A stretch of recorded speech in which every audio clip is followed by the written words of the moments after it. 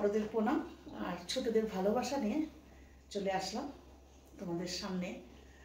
আজকে আমি এই সন্ধ্যের থেকে শুরু করলাম আজকের আমার ব্লগটা। তার কারণ হলো কালকে রাতের থেকে একটু অসুস্থতায় পড়ে গেছি, সারা রাত ঘুম হয়নি, সকাল থেকে ভীষণ মাথা ঘুরছিল, যার জন্য সমস্ত ঘরের কাজকর্ম সেরে মেয়েকে সমস্ত যাবতীয় গুছিয়ে দিয়ে ওকে ডিউটি পাঠিয়ে দিয়ে আমার যা মানে কাজকর্ম সমস্ত করে আমি শুয়ে পড়েছিলাম। কারণ কিছু খেতে ইচ্ছা করছে না, ভালো লাগছে না সারাটা দিন। তো মেয়ে যেতে চাইছিল না আজকে অফিস, তবু আমি ওকে জবরদস্তি পাঠিয়েছি, যেহেতু আজকে ওর অফিস থেকে একটা পার্টি আছে। আজকে আমার জন্য ওর পার্টিটা মিস হবে এটা আমি কখনোই চাই না, কারণ বাচ্চাদের আনন্দটাই আমাদের সবথেকে বড় আনন্দ। তাই বললাম না তুই যা, আমি ঠিক হয়ে যাব। বারবার কল করছে, জানতে চাইছে মামি আমি আসবো কি না। তাই বললাম যে না তুই যা। তো ছেলেও বারবার বলছিল, আর ছেলের বাড়িটা তো অনেকটা দূর, আমি চাইছি না ওদের কোনো মানে অসুবিধার মধ্যে ফেলতে। যাই হোক, এখন একটু সুস্থ হয়ে উঠেছি, তো সুস্থ হয়ে ওঠাতে তাই ভাবলাম যে চলে আসি তোমাদের সামনে। ভালো লাগছে না, কারণ কেন জানো তো, তোমরাই এখন মনে হচ্ছে আমার ফ্যামিলি মেম্বার, তোমরাই আমার বন্ধু, তোমরাই আমার আপনজন, সব কিছু মনে হয় যেন তোমরাই সব কিছু।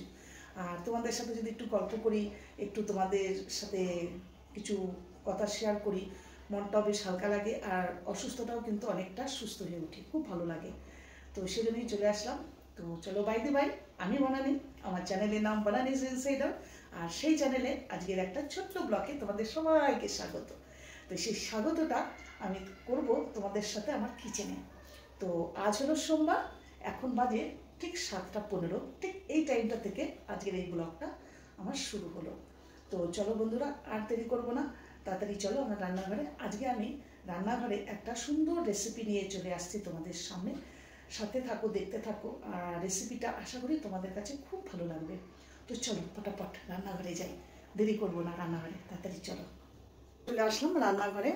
তো আজকে একটু অন্য টাইপের, আজকে আমার একটু খেতে ইচ্ছা করছিল, শরীরটা দুদিন থেকে ঠিক নেই, আর ভীষণ খিদেও পেয়ে গেছে, মেয়েও ঘরে নেই, মেয়ের ফিরতে আজকে অনেকটা রাত হবে। আর সেই জন্য ভাবলাম আজকে একটা খুব সুন্দর রেসিপি বানাই। একটুখানি অনেকক্ষণ ধরে চিন্তা ভাবনা করলাম, ঘরে তরকারি টরকারি না থাকলে কি করা যায়। ডিম ছিল আর কিছু সামান্য জিনিস ছিল, সেই দিয়ে আজকে বানিয়ে ফেলবো একটা সুন্দর এগ মালাইকারিও বলতে পারো, বা এগ কুরমাও বলা যেতে পারে। দেখো এখানে নিয়ে নিয়েছি আমি 4টে ডিম। এই দেখো, এটা হলো আদা রসুনের পেস্ট, আর এখানে হলো জিরের গুঁড়ো, ধনের গুঁড়ো, গরম মশলা আর গোলমরিচের গুঁড়ো। কুচি করে ধনে পাতা কেটে নিয়েছি, 3টে কাঁচা লঙ্কা, এটা তবে আমার গাছের কাঁচা লঙ্কা কিন্তু, আর কিছু কয়েকটা রসুন, আর এটা হলো তোমার চালমগজ, দেখতেই পাচ্ছ চালমগজ, আর এটা বাদাম, কাজু বাদাম নেই যার জন্য আমি এটা আমলটা নিয়ে নিয়েছি। আর এটা ফোড়নের জন্য এলাচ আর তার ইয়ে রয়েছে লবঙ্গ, কুচি করে ধনে পাতা এই রয়েছে, আর পেঁয়াজ কেটে নিয়েছি এরকম করে, এগুলিকে একটু হালকা করে তেলে ফ্রাই করব, তার জন্য এটা নেওয়া হয়েছে। আর নিয়ে নিয়েছি এখানে আমুলের বাটার, যে বাটারটা দিয়ে আমি ডিমগুলো একটু সুন্দর করে ভাজবো, যাতে একটু বেশ মানে সুন্দর খেতে টেস্ট আর একটু রিচ হয়। আজকে জানি না খেতে চলছে, আর আমার কাছে ইয়ে নেই, ক্রিম নেই, যার জন্য আমুলের দুধটা নিয়ে নিয়েছি, রুম টেম্পারেচারের দুধ, আর একটু নিয়ে নিয়েছি দই। তো এই হলো আজকের আমার ডিমের কুরমা বলো বা মালাইকারি বলো, তার সমস্ত সরঞ্জাম করে নিয়েছি। তো বন্ধুরা দেখো ডিম সিদ্ধ হয়ে গেছে, দেখতেই পাচ্ছ ডিম সিদ্ধ হয়ে গেছে। এবার এই ডিমগুলোকে ছাড়িয়ে নেব, আর পটাপট তাড়াতাড়ি করে রান্না করি, নাহলে একটু দেরি হয়ে যাচ্ছে। আর প্রচুর খিদে পেয়ে গেছি, থাকতে পারছি না সত্যি কথা, সে কালকের থেকে খাওয়া নেই, মানে খাওয়া দেখলেই যেন একটা কেমন করছিল। তো জানি না করার পর খেতে পারবো কি না। তো চলো ফটাফট সেরে ফেলি, তাড়াতাড়ি সিদ্ধ হয়ে গেছে ডিম, এগুলিকে ফটাফট ছাড়িয়ে নেব। দেখতেই পাচ্ছ আওয়াজ যাচ্ছে এত দূর থেকে। আর এই রান্নাঘরটা আমার একদম রাস্তার দিকে দেখা যায়, দারুণ লাগে, রাস্তাটা দেখতে পারি আর রান্নাও করতে থাকি।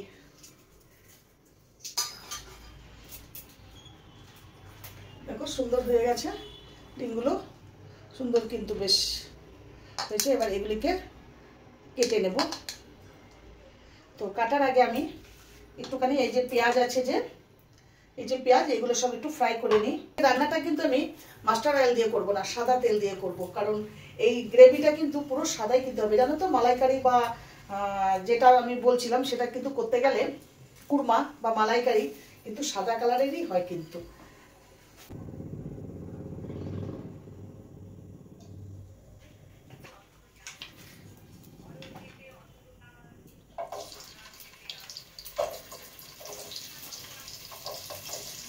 আর পেঁয়াজগুলো যখন আমি ভাজবো না, তখন কিন্তু মানে লাল কালার যাতে না আসে সেই দিকে কিন্তু সবসময় খেয়াল রাখতে হবে, কারণ লাল কালার এসে গেলে কিন্তু মানে কালারটা কিন্তু নষ্ট হয়ে যাবে।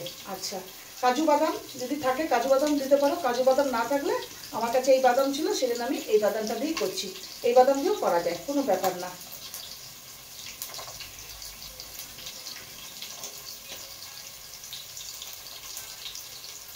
এগুলি সব একটু হালকা তেলে একটু ভেজে নেব, নিয়ে তারপরে এতে জারে পিষে নেব, ব্লেন্ডারের ওতে পিষে নেওয়া যাবে।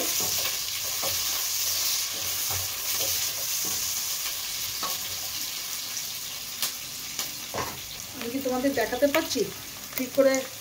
জানি না আমি করতে পারছি কিনা, ভিডিওটা একটু অ্যাডজাস্ট করে নিও।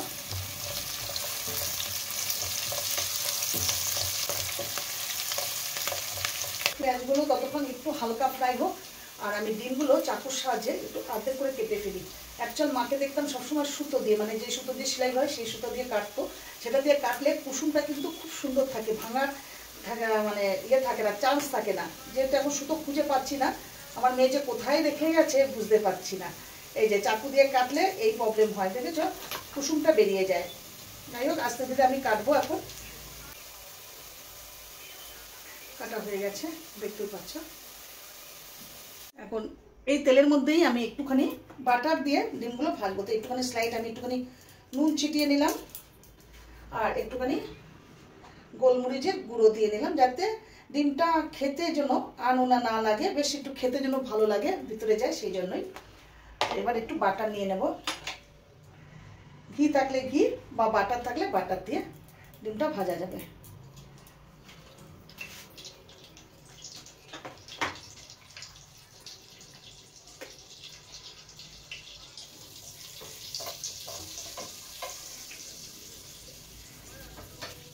ডিমগুলো কিন্তু উল্টে উল্টে দেবো, এইভাবে দেবো না, উল্টে দেবো।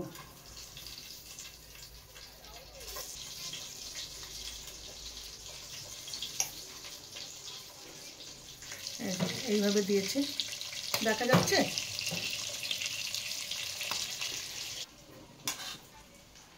ঠান্ডা হয়ে গেছে, এখন এগুলো একটুখানি পিষে নেবো মশলাটা। ওদিকে ডিম ভাজা হয়ে গেছে।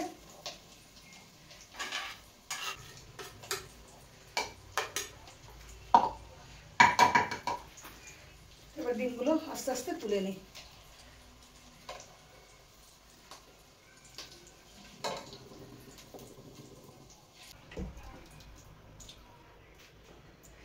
সুন্দরভাবে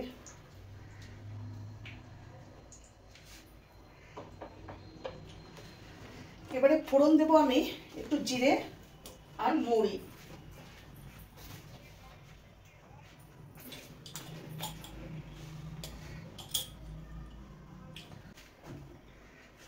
দেখো, জিরে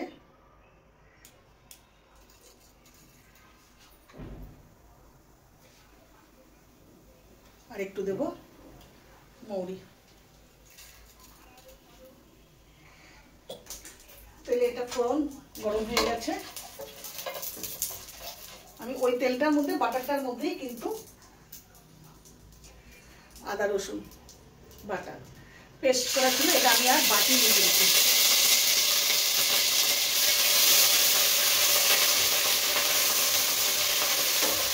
খুব সুন্দর কিন্তু গন্ধ বেরোচ্ছে, জানো তো।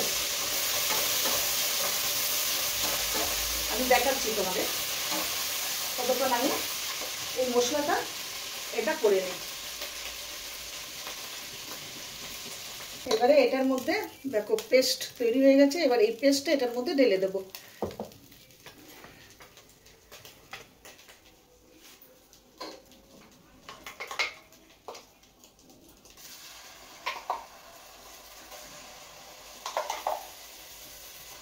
গন্ধটা কিন্তু খুব সুন্দর বেরিয়েছে, জানো তো।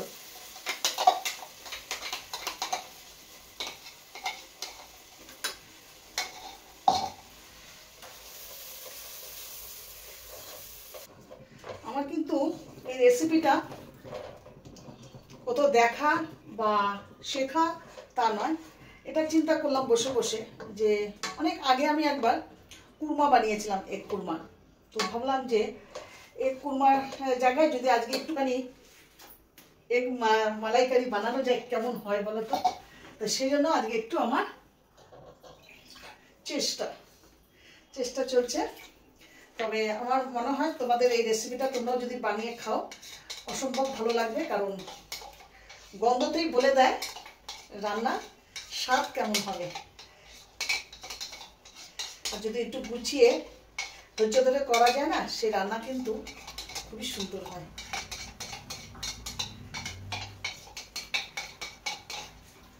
জারটা ধোয়ার একটু জল ঢেলে দিলাম।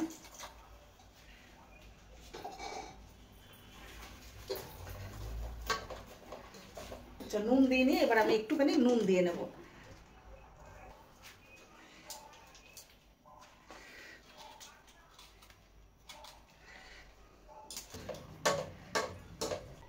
এই দেখো, দেখতে পেয়েছো? এরপরে দিয়ে দেবো সমস্ত মশলাগুলো। এই যে এখানে যে মশলাগুলো রেখেছি সব মিক্সড করে এই মশলাগুলো এর মধ্যে সব ঢেলে দেবো।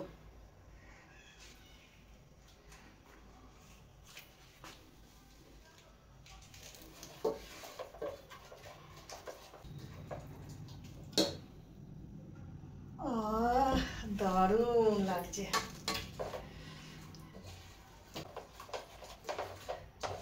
এর মধ্যে সবার লাস্টে একটু কেসরি মেথি হাতে ম্যাশড করে দিয়ে দিলে লাস্টে একদম দারুণ লাগে। কিন্তু কি হলো ঘটনা, কেসরি মেথি নেই আজ বাড়িতে, এটা একটা অপশনাল। এটা দিলে হয়তো আমার মনে হচ্ছে বেশ সুন্দর হতো। তবে তোমাদের বাড়িতে যদি থাকে তোমরা অবশ্যই লাস্টে কিন্তু কেসরি মেথিটা দেবে কিন্তু। আচ্ছা, এবার একটু আমি দই দিয়ে দেবো। দই 2 চামচের মতন দই নিয়েছি, তো দইটা ঢেলে দিচ্ছি।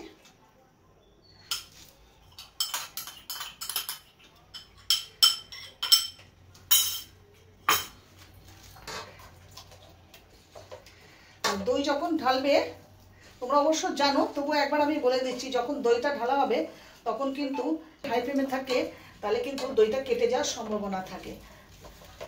ওই জন্য লো ফ্লেম করে দিতে হবে সাথে সাথে। দই ঢালার পর কালারটা দেখো,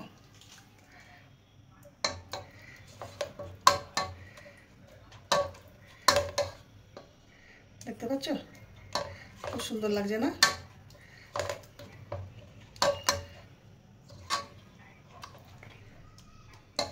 এইবারে দেব আমি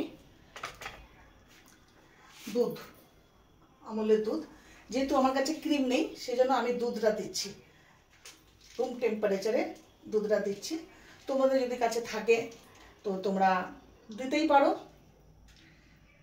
ক্রিম, আর না থাকলে দই দেবে,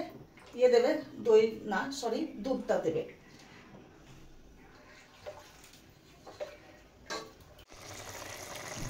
দেখো বন্ধুরা, ভালো লাগছে কিনা বলো? ভালো লাগছে না? এইরকমই হয় এগ মালাইকারি, বা বলতে পারো এগ কুরমা। তবে আমি এটার নাম দেবো কিন্তু এগ, বলো কি নাম দেবো? এগ মালাইকারি। দেখতে পেয়েছো কত সুন্দর লাগছে? দেখেই মনে হচ্ছে যেন, তোমরা বলবে কি, তার আগেই আমি বলে দিচ্ছি, মনে হচ্ছে যেন এক্ষুনি গরম গরম ভাত নিয়ে বসে যাই। তবে এত তাড়াতাড়ি খাবো না, একটু পরে খাবো। তো হয়ে গেছে, আমি গ্যাস বন্ধ করে দিয়েছি। এবার এক এক করে আমি নামিয়ে ফেলবো। ভালো লাগছে না বলো তো দেখে?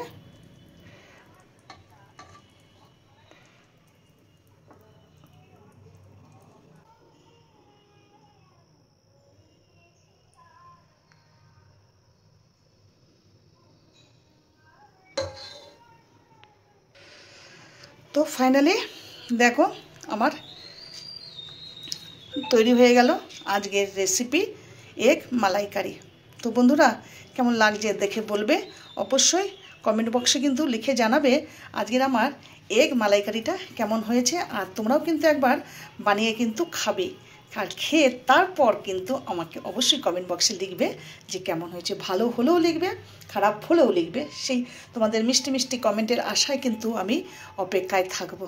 তো চলো বন্ধুরা, দেখতেই পাচ্ছ আজকের এগ মালাইকারি নিয়ে আজকের রেসিপিটা আমি এখানেই শেষ করলাম। তো চলো, সবাই সুস্থ থাকবে, ভালো থাকবে, আবার দেখা হবে তোমাদের আরেকটা ছোট্ট ব্লগে। তো চলো টাটা, আবার তোমাদের সাথে দেখা হবে। এ দেখাই শেষ দেখা নয় তো। তো চলো tata, love you to all. এতক্ষণ তোমরা যে ধৈর্য ধরে আমার রেসিপিটা ফলো করলে, আমার সাথে থাকলে, তোমাদের এত সুন্দর টাইমটা আমাকে দিলে আর পাশে থাকলে, এটার জন্য অনেক অনেক বুক ভরা, প্রাণ ভরা, সব ভরা ভালোবাসা তোমাদের জন্য রইল। তো চলো, লাভ ইউ টু অল, শুভরাত্রি, টাটা।